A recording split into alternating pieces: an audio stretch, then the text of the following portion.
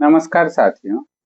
आशा है कि आप बीपीएससी का फॉर्म भर चुके होंगे और तैयारी में पूरी तन्मयता से लगे होंगे। परीक्षा की तिथि जो 26 जुलाई निर्धारित की गई है, लगभग यह तय है कि इसी समय परीक्षा होगी। इस परीक्षा के लिए हम लोग अपने तरफ से कुछ चीज़ों पर काम कर रहे हैं। उसमें हमारा करंट अफेयर वाला सेक्शन बहुत इम्पोर्टेंट होता है। करंट अफेयर वाले सेक्शन से सामान्यतः 30 प्रश्न पूछे जाते हैं। केवल करंट अफेयर से 30 प्रश्न तो पूछे ही जाते हैं। इसके साथ साथ इकोनॉमी के ज्यादातर प्रश्न करंट ओरिएंटेड होते हैं। साथ ही साथ अभी जो परीक्षा का ट्रेंड यह रहा, उसमें पॉलिटी के भी कुछ प्रश्न करंट ओरिएंटेड हो सकते हैं और साइंस एंड टेक्नोलॉजी के प्रश्न में भी करंट के प्रश्नों के पूछने की टेंडेंसी बढ़ी है। इन्हीं चीजों को ध्यान में रखते हुए हम 72वीं बीपीएससी प्रीलिम्स की परीक्षा को लेकर प्रतिदिन 20 मिनट का एक हम लोग करंट अफेयर का शो ला रहे हैं। करंट अफेयर का एक सीरीज ला रहे हैं जिसमें हर दिन आपको 20 मिनट का समय हमारे साथ गुजारना है। आपका समय काफी इम्पोर्टेंट है। अभी आपके लिए समय निकालना मुश्किल तो होगा, परंतु यदि आपको अच्छा लगे और इससे आपको कुछ सीख पाए और ऐसे प्रश्न जो परीक्षा में सीधे तौर पर पूछे जाए, तो आपका वह समय जो आप खुद अध्ययन न कर रहे हो, जैसे खाना खा रहे हो या किसी अन्य समय में, तो केवल इस समय में आप 20 मिनट इस सीरीज को सुन सकते हैं। हमारा रोड मैप क्या है, हम किस प्रकार इसको तैयार करेंगे, तो इसके लिए हम लोग प्रतिदिन का एक हमने प्लान बनाया। प्लान के बारे में मैं अभी आपको बताता हूँ। हम लोग topic wise current affair start करेंगे। हम स्टार्ट कर रहे हैं इकोनॉमी के करंट अफेयर से। देखिएगा, हम 72वीं के लिए जो करंट इशू चालू कर रहे हैं, उसमें सबसे पहले हम लोग इकोनॉमी के करंट अफेयर से चालू कर रहे हैं। इकोनॉमी का करंट अफेयर क्यों? तो क्योंकि इससे रिलेटेड टॉपिक अभी चर्चा में सबसे ज्यादा रहे। जैसे आप जानते हो ये था कि भारत की अर्थव्यवस्था पर अभी स्टैगफ्लेशन के दौर से गुजरने की स्थिति में आ गई। स्टैगफ्लेशन से आशय होता है कि इन्फ्लेशन अधिक हो और साथ ही साथ इन्फ्लेशन रेट भी अधिक, और जो एम्प्लॉयमेंट है वो कम हो जाए, रोजगार कम हो जाए। ठीक है, तो ऐसी स्थिति को, इन्फ्लेशन भी बढ़ रहा और एम्प्लॉयमेंट रेट घट रहा, तो ऐसी स्थिति को स्टैगफ्लेशन का। बहुत सारे टर्म हैं इकोनॉमी से रिलेटेड जिससे प्रश्न पूछे जाते हैं। हम एक एक टॉपिक को लेकर आगे बढ़ेंगे। इसमें हम लोग कुछ टॉपिक का हमने प्लान किया है। उसमें सबसे पहला टॉपिक है report and index. Report and index जैसे जैसे बीपीएससी में लगभग 67वीं बीपीएससी में ये प्रश्न पूछा गया था कि ह्यूमन डेवलपमेंट रिपोर्ट या ह्यूमन डेवलपमेंट इंडेक्स किसके द्वारा प्रकाशित की जाती है। तो ह्यूमन डेवलपमेंट इंडेक्स आप जानते हैं कि यूएनडीपी द्वारा प्रकाशित होने वाली एक report, United Nation Development Programme. ठीक है, ये कहते हैं एचडीआई। एक होता है एचडीआर, ह्यूमन डेवलपमेंट रिपोर्ट, इसी का एक भाग है जिसको एचडीआई कहते हैं, ह्यूमन डेवलपमेंट इंडेक्स। कौन जारी करता? यूएनडीपी जारी करता।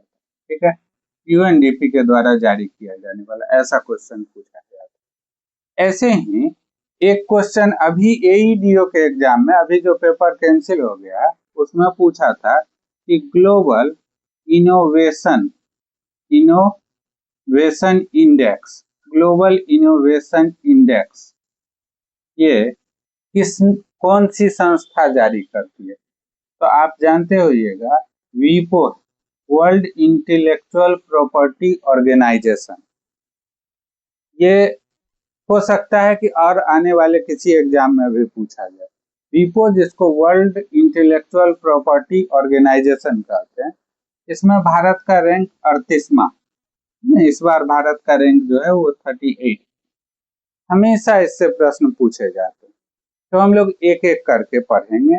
जैसे रिपोर्ट एंड इंडेक्स में हम यूएनडीपी का रिपोर्ट और इंडेक्स पढ़ लिए, इससे रिलेटेड पढ़ेंगे। जो इकोनॉमिक संस्थाएं हैं उनमें एक होता है IMF.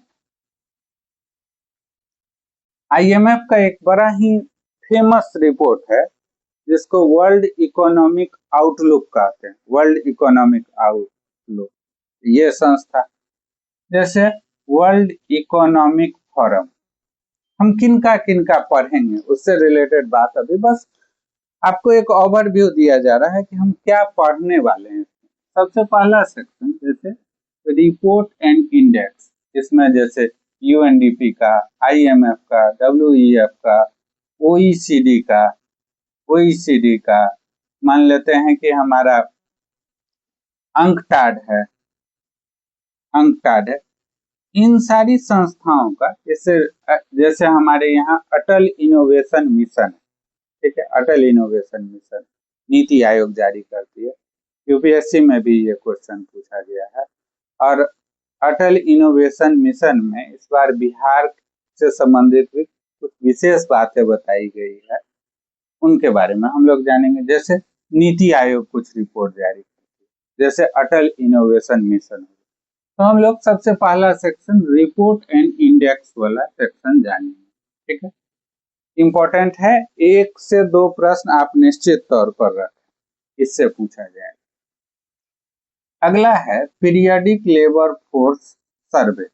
Periodic labour force survey, ये एक नया पीरियडिक लेबर फोर्स सर्वे आया है। कितनी श्रम बल भागीदारी है, इस क्षेत्र में कितने श्रम की भागीदारी है, प्राथमिक क्षेत्र में, द्वितीयक, तृतीयक में। आप जानते हैं कि प्राथमिक क्षेत्र में श्रम बल भागीदारी लगभग सबसे अधिक, आप पढ़िएगा, इकोनॉमिक सर्वे का आता है कि 43.1% श्रम बल भागीदारी जो है वो प्राइमरी सेक्टर का, प्राथमिक क्षेत्र का, जबकि इसका जीडीपी में योगदान कम है, सेवा क्षेत्र का अधिक है। तो पीरियडिक लेबर फोर्स सर्वे से रिलेटेड इंफॉर्मेशन बहुत इंपॉर्टेंट होगा। इसके बाद अगला जो सेक्शन हम लोग पढ़ेंगे वो है नेशनल NHFS 6 आ गया, नेशनल फैमिली हेल्थ सर्वे 6। इसका डेटा बहुत बार पूछा गया, जैसे फर्टिलिटी रेट, कई बार प्रजनन दर 2.1 है, 2.6 है, कितना है। बिहार का प्रजनन दर दक्षिण भारत के राज्यों की तुलना में अधिक है, दक्षिण भारत के राज्यों का प्रजनन दर कम है। इससे संबंधित जो आंकड़े काफी इंपॉर्टेंट है, ये आपको हमें पढ़ना। इसके बाद अगर आप बीपीएससी के प्रीवियस ईयर के प्रश्न को देख रहे होंगे तो कई बार ये क्वेश्चन पूछा जाता है कि भारत का सबसे अधिक ट्रेड किसके साथ, अमेरिका के साथ है, सिंगापुर के साथ है, संयुक्त अरब अमीरात के साथ है ना। सबसे अधिक व्यापार से रिलेटेड इंडियन, आप ये कह सकते हैं इंडियन फॉरेन ट्रेड, क्या स्थिति है अभी भारत के अंतरराष्ट्रीय व्यापार में, किन देशों के साथ हम सबसे अधिक व्यापार करते हैं, किन चीजों का हम सबसे अधिक निर्यात करते हैं। जैसे कहा जाता है कि पेट्रोलियम उत्पाद, जेम्स एंड ज्वेलरी, आभूषण और वो रत्न इत्यादि, इन चीजों का हम लोग निर्यात करते हैं, क्या क्रम है, इससे रिलेटेड चीजें आपको जाननी होती है। इसके बाद इस बार के लिए विकसित भारत जी राम जी, आप जानते होइएगा MG नरेगा या मनरेगा, जिसको महात्मा गांधी राष्ट्रीय ग्रामीण रोजगार गारंटी योजना कहते हैं, जिसके तहत 100 दिन के रोजगार की गारंटी दी जाती थी। उसमें परिवर्तन कर विकसित भारत ग्रामीण रोजगार, विकसित भारत, ये विकसित भारत जी राम जी बिल है, जिसमें रोजगार की अवधि को बढ़ाकर 100 दिन से 125 दिन की गई है। तो उससे रिलेटेड काफी सारे परिवर्तन हुए हैं, मनरेगा से रिलेटेड, ये काफी इम्पोर्टेंट है, इसके बारे में हम लोग पढ़ें। इसके बाद अगला जो चीज है वो भारत का इकोनॉमिक सर्वे, ठीक है, इससे रिलेटेड ट्रेंड कि भारतीय अर्थव्यवस्था में का ग्रोथ रेट क्या है, राजकोषीय घाटा का क्या ट्रेंड रहा है, हाँ, किस तरह की भारतीय अर्थव्यवस्था किस दौर से गुजर रही है, आप जानते होंगे इसके बारे में। फिर इसके बाद भारत का बजट, बजट वाला सेक्शन हम लोग पढ़ेंगे। इकोनॉमिक सर्वे के बाद हम लोग आर्थिक समीक्षा के बाद बजट। ये जो इकोनॉमिक सर्वे है वो 2025-26 के लिए आया और फाइनेंशियल ईयर 2026-27 के लिए जो बजट है इससे रिलेटेड हम लोग जानकारी प्राप्त करेंगे। बजट के बाद हम लोग अब बिहार का economic survey, Bihar economic survey जो 2025-26 के लिए बिहार आर्थिक समीक्षा 2025-26 के लिए जारी हुई है, उससे संबंधित जानकारी प्राप्त करेंगे। अगला बिहार का जो बजट है, बिहार बजट ये 2026-27 के लिए, आप जानिएगा कि बजट में 3 वर्ष का डाटा होता है। एक जिस वर्ष का बजट होता है उसका एस्टिमेटेड डाटा, जिस वर्ष में हम लोग बजट पढ़ रहे हैं या पेश किया जाता है उससे पिछले वर्ष का एस्टिमेटेड डाटा, उस वर्ष का रिवाइज डाटा, और उससे या एस्टिमेटेड डाटा जो आपका है, और उससे पिछले वर्ष का जो एग्जैक्ट डाटा होता है वो होता है, जानेंगे इसके बारे में। तो बिहार बजट। फिर इसके बाद जो अगला हमारा 10वां टॉपिक होगा इसमें, इसके बाद हम लोग पढ़ेंगे 7 निश्चय 3, विकसित बिहार का एक नया प्रोग्राम 7 निश्चय। इससे तो क्वेश्चन निश्चित तौर पर पूछा जाता है। पिछले बार 7 निश्चय 1 और 2 से कई बार सामान्य प्रश्न कि कौन सा जो है वो 7 निश्चय 1 में शामिल है कि नहीं है। ये 7 निश्चय 3 जो है वो 2025-2030 के लिए जो 7 निश्चय 3 है, इस प्रोग्राम के बारे में जानेंगे। अब अगला बिहार में उद्योगों के प्रोत्साहन के लिए बिहार मुख्यमंत्री उद्यमी योजना चल रही है। बिहार मुख्यमंत्री उद्यमी योजना बड़ा इम्पोर्टेंट है, इससे रिलेटेड जानकारी हम लोग प्राप्त करेंगे। इसके बाद बिहार में नई औद्योगिक निवेश नीति आई है, इससे संबंधित जानकारी आपको जानना। बिहार औद्योगिक निवेश नीति, बिहार औद्योगिक निवेश नीति, आप जानते होइएगा सामान्य बात, फतुहा में एक फिनटेक सिटी बनाया जा रहा है, बिहार औद्योगिक निवेश नीति का ही भाग। आप जानते होइएगा कि एमएसएमई सेक्टर में भारत में बिहार 6ठे स्थान पर। बिहार मुख्यमंत्री उद्यमी योजना के अंतर्गत 10 लाख रुपये का लोन दिया जाता है, उसमें की जो ब्याज दर है वो कम है। बिहार में जो है वो बहुत सारे औद्योगिक पार्क का निर्माण किया जा रहा है। जैसे आप जानते होइएगा कि मुजफ्फरपुर में लीची व लेदर उद्योग के लिए इंडस्ट्रियल पार्क बनाया जा रहा है, हाजीपुर में फूड प्रोसेसिंग के लिए पार्क बनाया जा रहा है। इस तरह की जानकारी, और ये इससे प्रश्न निश्चित तौर पर पूछे जाते हैं, ठीक है। इसके बाद बिहार कृषि रोड मैप, बिहार कृषि रोड मैप, ये नया कृषि रोड मैप 4 आ गया, बिहार कृषि रोड मैप 4 जो 2023 से 28 के लिए है। इससे संबंधित जानकारी, किन फसलों पर अधिक बल दिया गया, किन फसलों की संभावना, इनसे संबंधित हम जानकारी जानेंगे।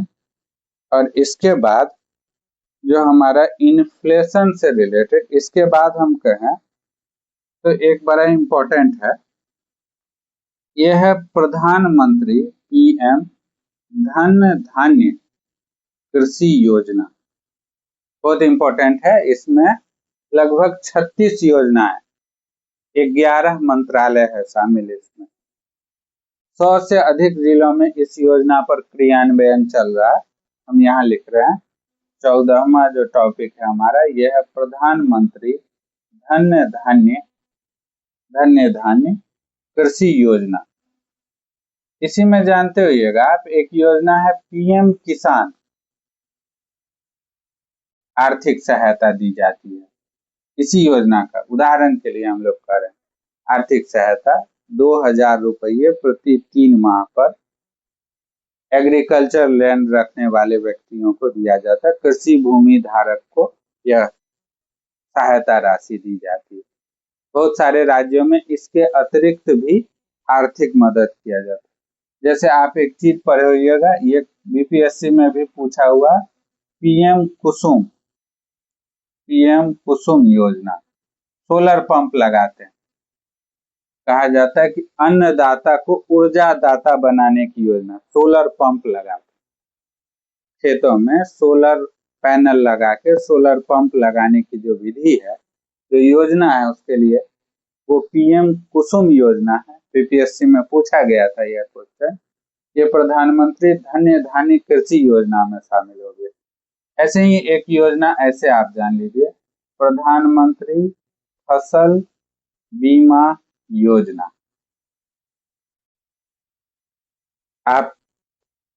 आपने जो खेती की है, अगर वो प्राकृतिक आपदा के कारण नष्ट हो जाती है या किसी अन्य चीजों के कारण उसकी जलवायु पर, मौसम पर उसकी अधिक निर्भरता है, अगर आप उसको सुरक्षित करना चाहते हैं तो आप प्रधानमंत्री फसल बीमा योजना के तहत उसका बीमा करा सकते। इसको भी इसमें शामिल किया गया। इस तरह की बहुत सारी योजनाएं, जैसे राष्ट्रीय खाद्य सुरक्षा मिशन, राष्ट्रीय खाद्य सुरक्षा मिशन इसमें शामिल किया गया। राष्ट्रीय खाद्य सुरक्षा योजना या मिशन आप कह सकते हैं, नेशनल फूड सिक्योरिटी प्रोग्राम।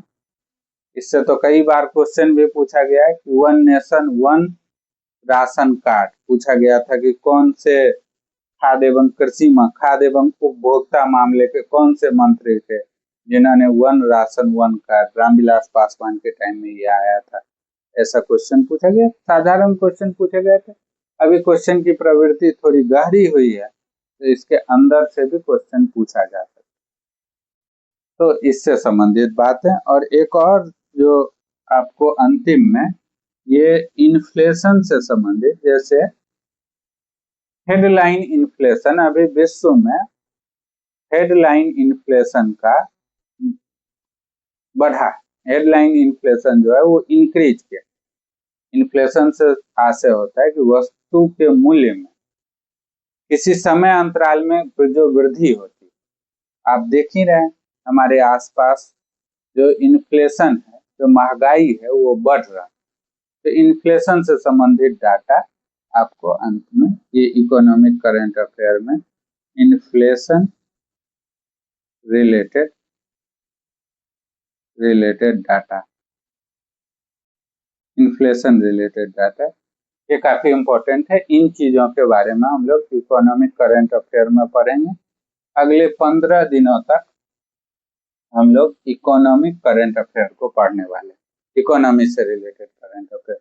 अब इकोनॉमी के बाद हम लोग साइंस टेक का करंट अफेयर पढ़ेंगे, ठीक है। इकोनॉमी के बाद जो अगला हमारा करंट अफेयर, शुरुआत हम लोग इकोनॉमी के करंट अफेयर से कर रहे हैं। इसके बाद साइंस एंड टेक, इसके करंट अफेयर को हम लोग चालू करेंगे। दूसरे में हम लोग साइंस और टेक के करंट अफेयर। इसमें सबसे पहले हम लोग जानेंगे कि जो स्पेस के मिशन, अंतरिक्ष mission, space technology, space tech का करंट अफेयर हम लोग पढ़ेंगे। इसमें पहला टॉपिक होगा अंतरिक्ष प्रौद्योगिकी से संबंधित, जैसे नासा के मिशन, ठीक है। नासा की भविष्य की योजना है, और हमारा इसरो का, जो बहुत बार पूछा गया है, ठीक है। जैसे आर्टिमस मिशन पूछ रहा था, है ना। क्यूरियोसिटी रोवर के बारे में पूछा गया था, है ना। चंद्रयान से संबंधित बातें, जो इसरो का मिशन था उससे संबंधित पूछा था। स्पेस, और यहाँ पे हेल्थ, हेल्थ से संबंधित, जैसे टीका, जैसे कोविड का टीका आया था तो उसमें पूछा गया था कि आरएनए रिलेटेड टीका है, डीएनए रिलेटेड टीका है, किस प्रकार का टीका, किस प्रकार का वैक्सीन, नए प्रकार के रोग। जैसे बिहार के क्षेत्र में चमकी बुखार, इसकी चर्चा काफी रही है पिछले कई वर्षों में। तो हेल्थ और डिजीज से रिलेटेड। फिर इसके में हम लोग ये सुपर कंप्यूटर क्वांटम की बात करें, क्वांटम कंप्यूटिंग से रिलेटेड, इसमें जो एआई से, जैसे सिंपल सा पूछ देता है कि चैट जीपीटी कौन सी कंपनी लाई है, ओपन एआई का है, जेमिनाई जो है वो किसका है ना। बहुत सारे तरह के चैट बोट से रिलेटेड चीजें पूछी जाती है। सुपर कंप्यूटर मतलब सिद्धांत पर कार्य करता है, जैसे कहते क्यूबिट्स पर कार्य करता है, तो इससे संबंधित।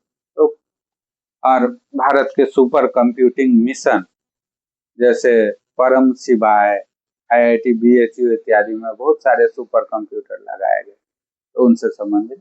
और कुछ बातें एनर्जी, ऊर्जा से संबंधित, जैसे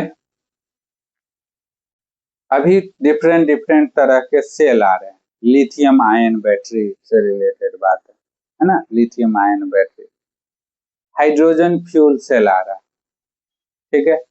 अभी ऊर्जा संकट काफी चर्चा में रहा था, जैसे एलएनजी की बातें दूसरे देशों से लाते, सीएनजी से रिलेटेड।